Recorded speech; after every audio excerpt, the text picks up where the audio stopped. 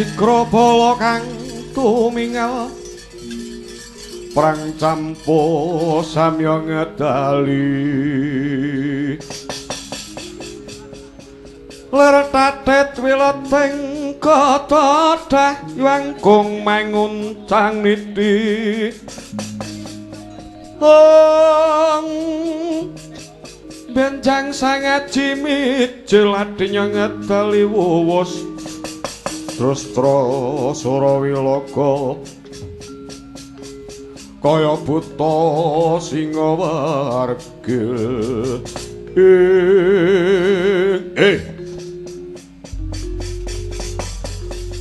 Patih Kala Sindung riwut non wonten timbaling adawuh sinuwun panjenengan ingsun saka negara Blumbanggung katimbalan dening panjenenganing pepunden Tanjo Batari Durga rikala samono panjenenganing Tanjo Batari Durga paring dawuh lamun to ing jagating tanah Jawa kuwi wis gumelar ananing guru sejati. Guru sejati kang wujudane Kyai Lurah Badranaya ya Ismaya. Yen to nganti Kyai Lurah Badranaya mengko bakal nentremake para nalendra agung ing tanah Jawa kang ateges gagar wigar tanpa karya glaring Bratayuda Jaya binanggun. Nok nuring nggih lajeng karsa waduka kados pundi sinuwun? Sindung riwut kula wonten timbalan kadhawuh. Abot sesangganku kudu bisa njugarake guru sejati ya Kyai Ismaya ing Klampis Ireng. Yen to nganti ora bisa, lakon tigas janggaku. Kula sangka kuwi, para wadyabala kabeh, kula. Aja wedi kangelan. Ayo kepyakno para wadyabala kabeh budhal marang Klampis Ireng. Nyukarake guru sejati Ismaya. Cetha dawuh timbalan paduka ingkang sinuwun keparing daya-daya para wadyabala nyuwun pamit. Ayo derekno tindak ingsun ha.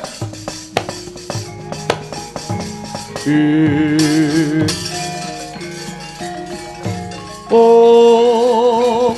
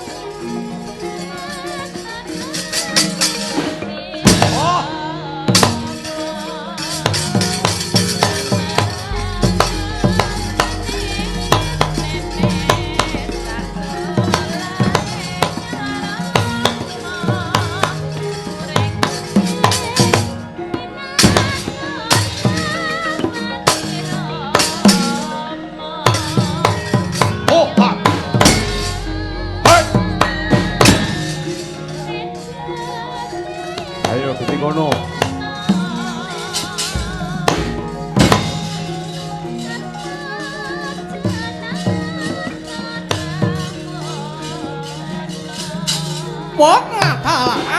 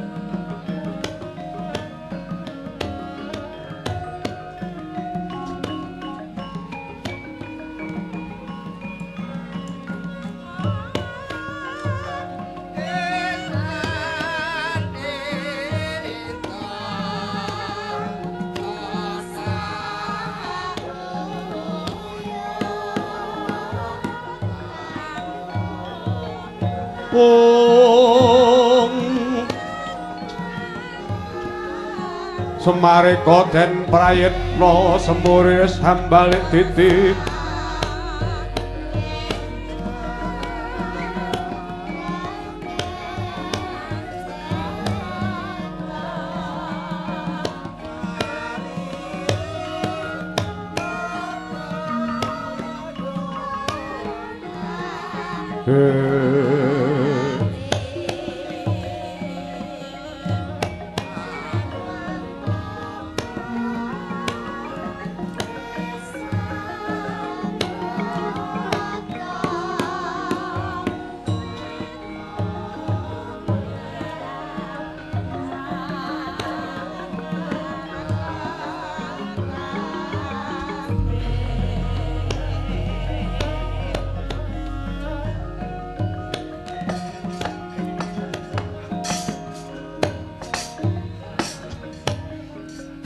minangka sambeting carita nenggih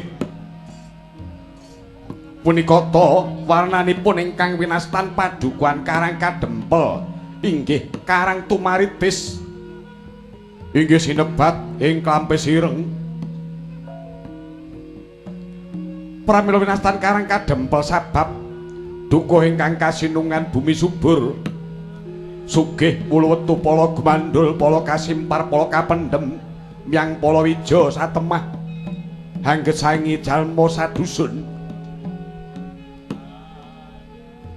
Sinebat Karang Tumaritis karana kehing toya pancuran kang tinalangan mijil saking sendang yang tlaga. Sinebat Klampis Ireng sabab tengahing padukuhan tinangeran wit klampis ingkang cemeng ulesipun.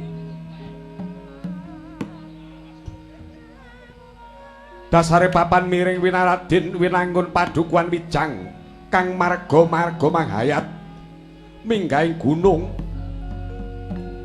kanan kiringing marga kang katingal hamung gumelaring pasabinan dalah pategalan sanadyan to amung parigaga paricata sukanandi dudha ngasak miyang randha menter parandene katingal hasri kang sarwi nengsemaken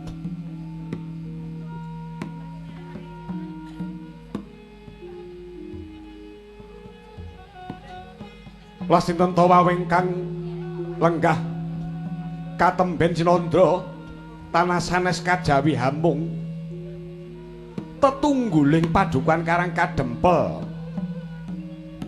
ya pamungi para Pandhawa inggih Panakawan Madukara ingkang nama Kyai Lurah Semar Badranaya Nayantaka Saron Sari Duda Manang Munung Jurudyah Punta Prasanta Janggan Smara Santa Wong Boga Sampir Boga Jati inggih Kyai Ismaya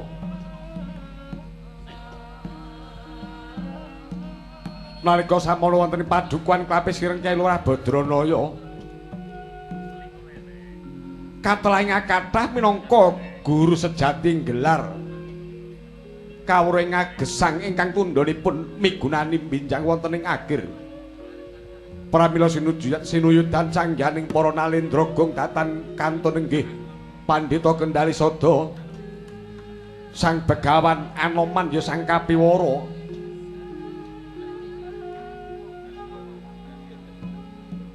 sumambunging urip Bapak Ander Sanggyaning para cantrik manguyut janggan anengga sabdanira Sang Ismaya kaya mangkono wijiling sabda ingkang dereng kawiyosing lesan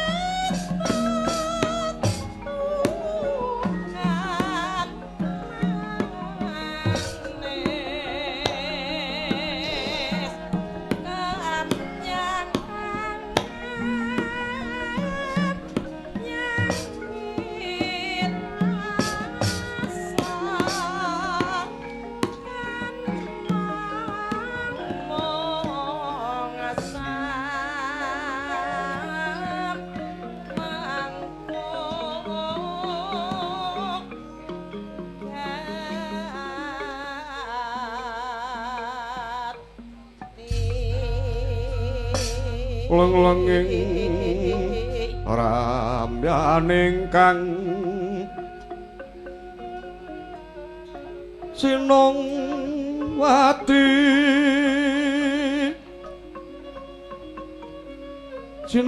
wanci jagat hari mbak lumembak ombak ing segara ango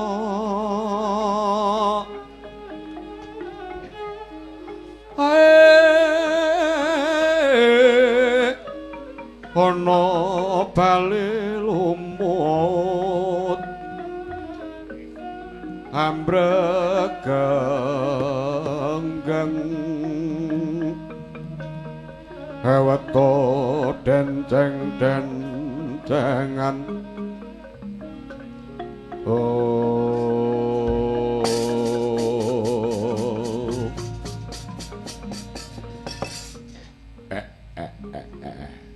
bergegek ugek mel sadulit-dulita layak to layak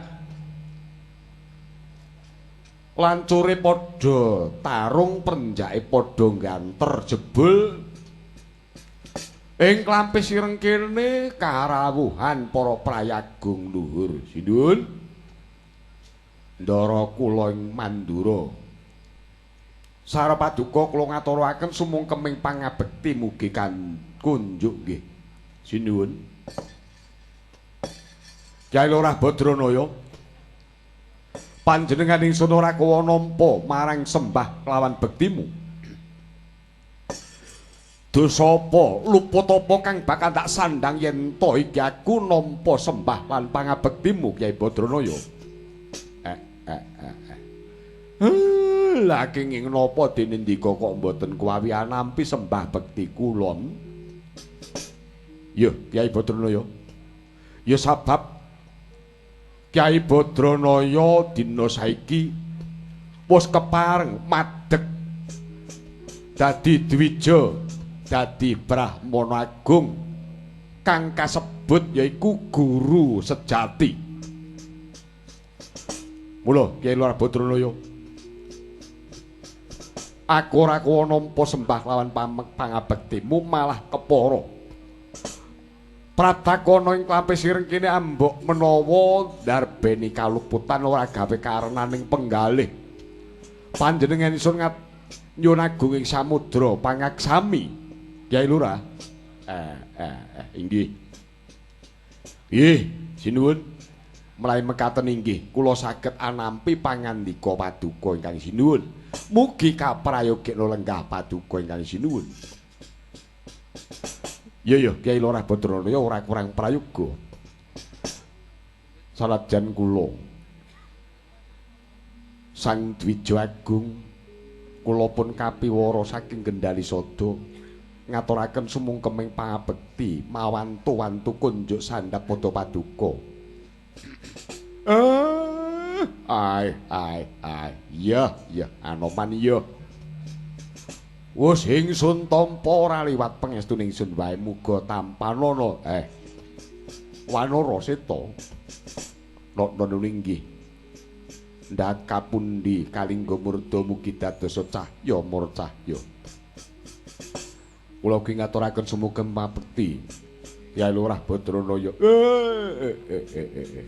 Inggih Raden inggih. Jan-jane mono niki padha enten napa kok padha teka mriki niki? Kyai Lurah. Ya sabab panjenengan ingsun kraya rasa Caka Mandura kene marak swanana. Klampis ireng kene ya mung saperlu angicipi sesurup ngelmu kawruh kang dadi gegebanganing Kyai Lurah Badranaya. Panjenengan ingsun ngrumangsani wiwit panjenengan ingsun kuwi maksih lair ceprot nganti remaja nganti tumekaning dadi ratu ana negara Mandura kene. Yen to ndak timbang-timbang antarane aku laku dharma kang becik tumrap sapepadaning ngaurip kelawan apa kang dadi tumindakku sing wis kalimput dening hardane kanepson kaya-kaya wis dudumput puting maneh mula panjenenganipun ngurmangsani yen to kurang cingkrang uripku ana ngalam donya iki mula aku ngupadi seserepan kang luhur supaya bisa napakake uripku ana ngalam bebrayan tundane bisa ngrasakake kanikmataning urip ana ing alam akhir mengko Kyai. Mekaten. Lah Anoman kowe golek apa? Duh, Kyai Lurah Badranaya. Rikala kawula menika sampun ngabdi wonten ing Pancawati. Dados Senopati Agung wonten ing Pancawati sampun pinten-pinten tiyang ingkang mengsahi wonten ing Prabu Rama menika dados kurban kula pejahi setunggal mboko setunggal ingkang mangka pepacu ing ngawurip sinten kemawon manungsa ingkang mentala mejahi sesamining agesang benjang boten saged minggah wonten papan kasampurnan boten saged minggah wonten papan swargining Gusti ingkang Maha Kawekas ingkang mekaten kula sampun ngrumaosi bilih gesang kula menika kebak dedusan kebak kacingkrangan ingkang mekaten Kyai Lurah Badranaya nyumanggaken dhumateng paduka sang panembahan nggih sang guru sejati pamripun kapiwara menika saged gesang hanampi kamulyan donya tumekaning akhir lah kok padha kaya ngono ya wong urip ana ngalam bebrayan wong urip ana ngalam donya iki yektine amung padha samasinamatan padha ngrumangsani yen to urip iki mau ana sing nguripke lamun to wis ana sing nguripke besok bakal diundhuh bali marang pangayunan mula sangka kuwi besok yen to bali marang pangayunan sing sira bisa ngrasakake penak yen to nganti dharma bekti ana ngalam bebrayan kuwi wis katon lan tumanja. Yen to durung paja-paja katon ora bakal kowe bisa ngrasakake penak besok urip ana ing alam akhir. Mula sangka kuwi sinuwun Prabu Baladewa Anoman monggo sami-sami dharma baktekaken jiwa raga dumateng sesamining agesang tur malihipun sampun ngatos katalumpan anggenipun ngabekti dumateng ngarsanipun Gusti ingkang Maha Agung nggih Gusti ingkang Maha Kawekas menawi sedaya kawula saged katindakaken kanthi rena-renaning penggalih mugi-mugi kemawon paduka badhe saged angraosaken kamulyaning gesang wonten ing alam bebrayan ngantos ing mangke ing alam akhir kagyat risang kapirangu rinangkul kinempit-kempit dosang retnaning bawana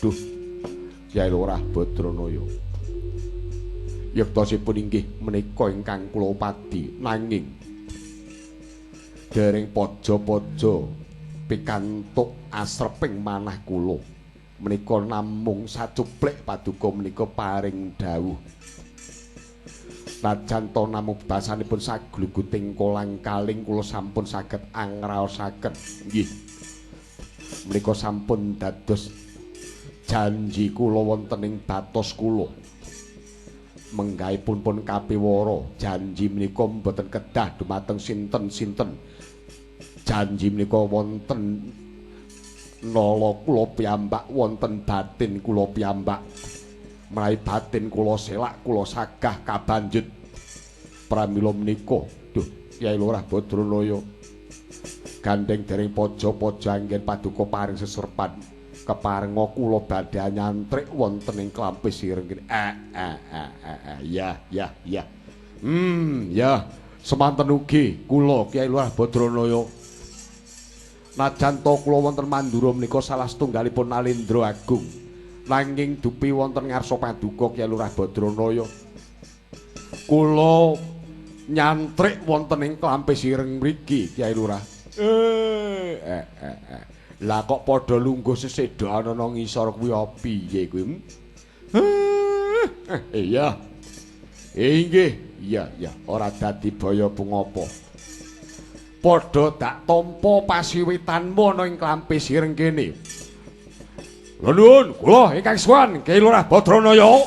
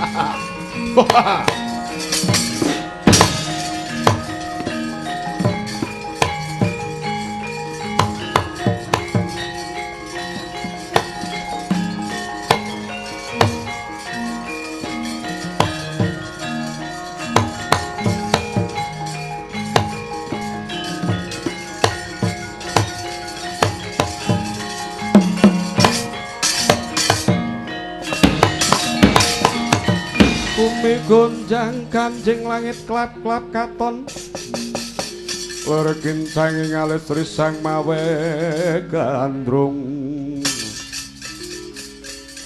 Sabarang kadul wukir moyak mayik Dun amit pasang kaliman tabin patno tulak manud mawang tawang towang Kula ingkang sowan aku sing teka Kyai Lurah Badranaya Dika niku sinten? Aku mburi saka negara Sumurgung. Aku iki Prabu Agni Bramantya. Prabu Agni Bramantya negaramu Sumurgung ya Blumbanggung. Ya. Banjur tekamu ing kene iki arep nyapom. Aku kebrebeken swara ing jaba yen ana ing Klampis Ireng iki ana paguron anyar. Ana paguron anyar sing dadi guru yaiku Kyai Lurah Badranaya. Wus kondang kaonang-onang kalau kengrat ngebaki jagat swarane yen to dadi guru sejati. Wah. Ing negaraku kono aku urung tau krungu urung tau ana sing jenenge guru sejati. Mula sangka kuwi sang guru sejati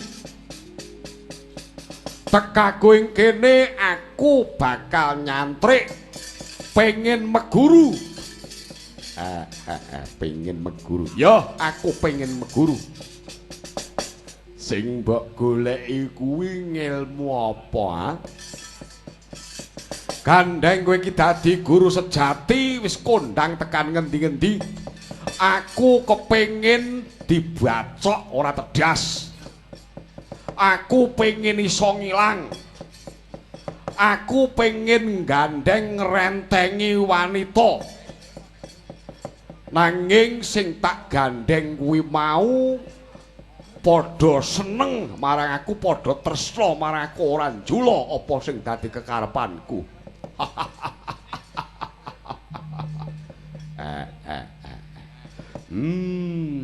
Prabu Agni Bramantya, kowe kleru yen teka ing kene golekamu kaya ngono kuwi kowe luput. Ing kene iki ora ana wong kang hambek sesongaran kaya kowe kuwi. Kene iki hambeke hambek lur piye? Jarene kowe kuwi guru sejati sing wis putus sawiring reh saniskara, wis bisa nggulung jagat. Mula kabeh padha ngarani yen to kowe iki guru sejati. Yen kowe